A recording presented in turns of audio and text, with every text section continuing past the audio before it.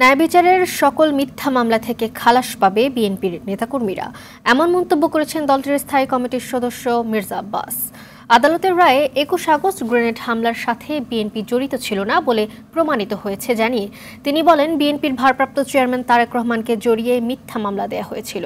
আর দলটির সিনিয়র যুগ্ম মহাসচিব রুহুল কবির রিজভী বলেছেন, আওয়ামী লীগ রাষ্ট্রশক্তিকে ব্যবহার করে অবৈধভাবে তারেক রহমান সহ অন্যদের বিরুদ্ধে সাজা দিয়েছিল।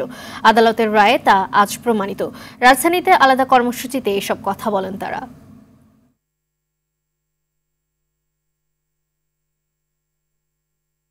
কাহার আকান্তকে নিয়ে যেদিন তাকে তদন্তকারী অফিসার বানালো, সেদিনই বোঝা গেছে যে সরকারের অশুভ একটি মনোভাব রয়েছে।